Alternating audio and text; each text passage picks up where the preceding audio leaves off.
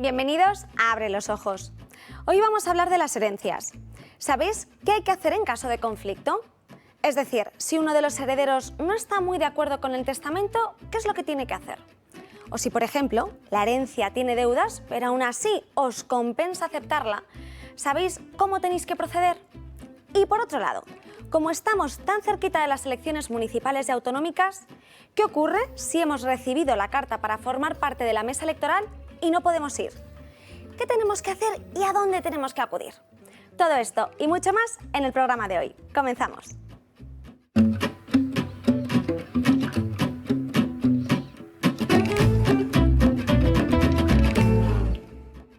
Vamos a hablar de las herencias y sus aspectos más conflictivos. Antes de nada, un repasito previo para entender cómo funcionan las herencias en España. Se dividen en 3 partes iguales, cada una tiene un tercio: la legítima, la mejora y la parte de libre disposición. El tercio correspondiente a la legítima se reparte entre los herederos forzosos, que son los hijos y descendientes, y si no están, los padres o ascendientes. Esto quiere decir que en primer lugar serán herederos forzosos los hijos, después los nietos y a continuación los bisnietos. Y si el fallecido no tiene hijos ni descendientes, lo serán sus padres, a falta de estos, sus abuelos y después los bisabuelos.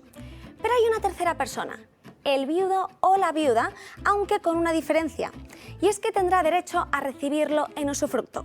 Es decir, que podrá disfrutar de los bienes que le toque por la legítima, por esta parte de la herencia, pero no podrá, por ejemplo, venderlos, solo alquilarlos en caso de que estuviéramos hablando de una casa. El otro tercio es el de la mejora, que también se reparte entre los herederos forzosos. La diferencia es que en este caso uno de ellos podría salir más beneficiado que el resto. Y por último, la tercera parte restante, que es el tercio de libre disposición. Es la parte de la herencia que el testador puede dejar a quien quiera. Teniendo este esquema claro, vamos a ver primero cómo se gestiona una herencia. El momento en el que una persona fallece, lo primero que hay que saber y que hay que hacer es irnos al registro civil y solicitar el certificado literal de defunción. Una vez lo tengamos, pedimos con este certificado el de últimas voluntades. ¿Dónde? No en el registro civil, sino en este caso nos tenemos que ir al Ministerio de Justicia y hacerlo a través del modelo 790. Y aquí pueden darse 2 situaciones: que haya testamento o no lo haya. Si hay testamento, tendremos que pedirlo al notario ante el que se haya otorgado. Pero ¿y esto cómo lo sabemos? Porque el nombre del notario figura en el certificado de últimas voluntades. Por eso hay que pedirlo antes. Si no hay testamento, entonces habrá que hacer la declaración de herederos, que debe hacerse sí o sí ante notario. Y por último, pero no menos importante, habrá que proceder al reparto de los bienes entre los herederos. Y aquí también pueden pasar 2 cosas. Si hay acuerdo entre ellos, el reparto se hará en el notario mediante escritura pública de división y de adjudicación, se llama así. Pero si no lo hay, habrá que acudir al juzgado, salvo una excepción: cuando a los herederos que quieren realizar ese nuevo reparto de la herencia les corresponda al menos el 50% de la misma.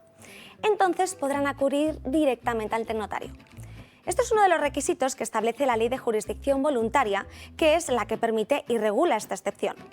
En este caso podrán solicitar ante notario el nombramiento de una tercera persona que se encargará de realizar esa partición. Si una vez realizado el nuevo reparto no es aprobado por todos los herederos, entonces será necesaria la aprobación del notario. ¿Qué ocurre si heredamos una deuda? Recordad que en uno de los programas vimos cómo a veces es más rentable rechazar una herencia por las deudas que posee que aceptarla. Pero hoy nos vamos a centrar justamente en lo contrario. Es decir, vamos a ver que a pesar de las deudas que pueda poseer una herencia, nos compensa aceptarla. En este caso se aceptará siempre a beneficio de inventario para que las deudas se paguen con el dinero de la herencia y no con nuestro propio patrimonio. ¿Pero por qué me centro en esto? Porque es algo que no se suele saber, que al heredar también se heredan las deudas de la persona fallecida. Por ejemplo, es posible heredar una vivienda con hipoteca. Por eso es muy importante conocer el estado de la vivienda y todas las deudas del fallecido. Pero vamos por partes. Primero, vamos a ver qué documentos necesitamos para, por ejemplo, heredar un inmueble. el certificado de defunción y de últimas voluntades, el último recibo del IBI, así como la escritura de la casa o nota simple, que habrá que entregar al notario para que pueda realizar la escritura de aceptación del inmueble. El heredero debe conocer todos los impuestos que tendrá que pagar, entre ellos el impuesto de sucesiones y donaciones. Este último es muy importante tenerlo en cuenta, porque aunque depende de cada comunidad autónoma, en general el plazo para liquidarlo son 6 meses a contar desde el fallecimiento. Además del impuesto de sucesiones, habrá que liquidar las plusvalías municipales de los bienes inmuebles, normalmente también en el plazo de 6 meses. En este caso, la situación cambia dependiendo de si hay uno o más herederos. Cuando el testador haya dejado en herencia la vivienda con hipoteca a más de uno, la deuda se repartirá por igual entre todos los herederos. Por ejemplo, si la vivienda tuviera 2 propietarios y uno de ellos fallece, la mitad de la deuda corresponderá al titular que no ha fallecido y la otra mitad se repartirá entre sus herederos. Una vez aceptamos la herencia y pagamos todos los impuestos, solo nos queda acudir al registro de la propiedad para proceder al cambio de la titularidad del domicilio. Para poder hacerlo, ¿qué documentos debemos aportar? Primero, el documento de identidad de todos los firmantes, la vecindad y el estado civil, así como nuestro domicilio actual. En segundo, el testamento o el acta de declaración de herederos. Tercero, las escrituras de todos los bienes inmuebles, ya sean urbanos o rústicos, que fueran propiedad o copropiedad del difunto. Cuarto, los datos catastrales de los bienes inmuebles. Por quinto lugar, los certificados bancarios de los saldos existentes en todas las cuentas bancarias donde el difunto tuviera, pues en ese momento de la fecha de defunción, algún dinero. Y por último, los justificantes fiscales. ¿Por qué?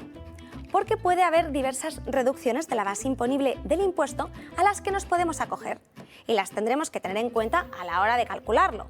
Eso sí, para llevar a cabo estas reducciones necesitaremos la aportación de la documentación complementaria para su solicitud.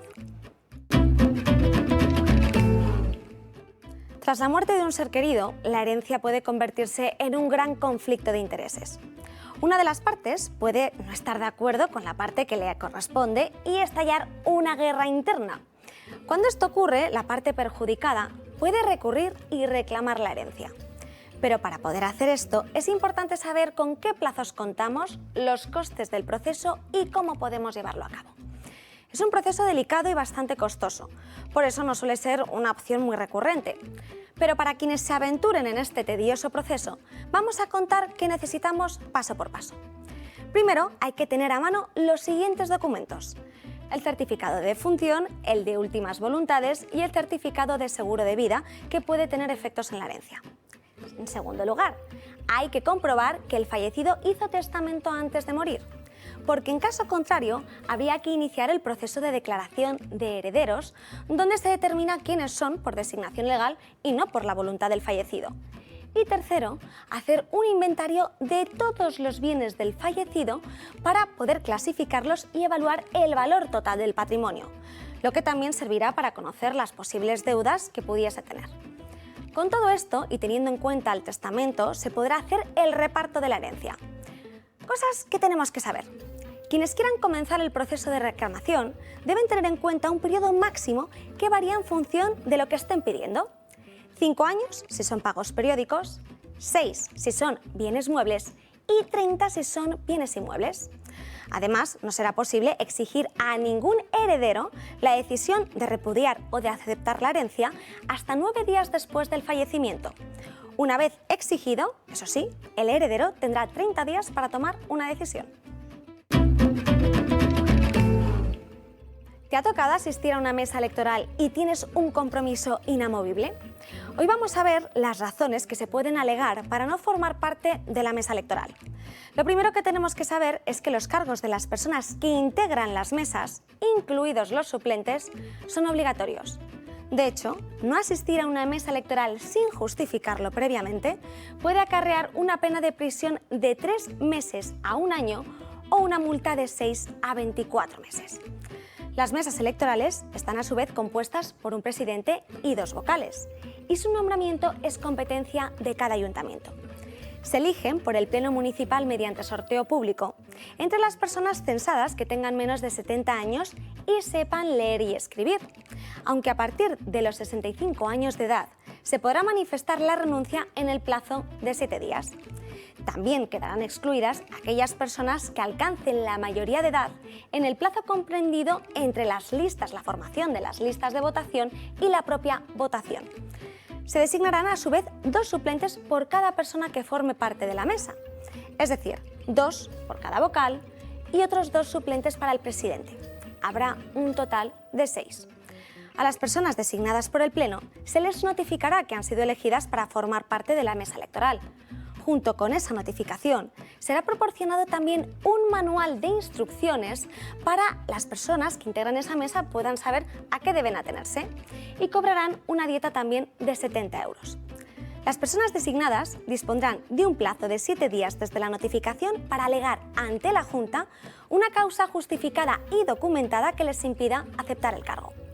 La Junta Electoral de Zona resuelve las alegaciones en el plazo de 5 días y comunica, en su caso, la sustitución al primer suplente. Contra esta resolución no cabe recurso en vía administrativa electoral. Si posteriormente cualquiera de las personas designadas no pudiera acudir a desempeñar el cargo, debe comunicarlo a la Junta al menos 72 horas antes de la jornada electoral, aportando las justificaciones pertinentes. Si la imposibilidad de acudir se produce después de ese plazo, el aviso deberá realizarse de manera inmediata y antes de la constitución de la mesa electoral.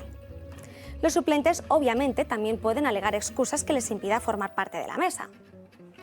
Vamos a centrarnos un poco más en el detalle. ¿Cuáles son las causas personales que pueden alegar los miembros designados de la mesa electoral? Ser mayor de 65 años y menor de 70.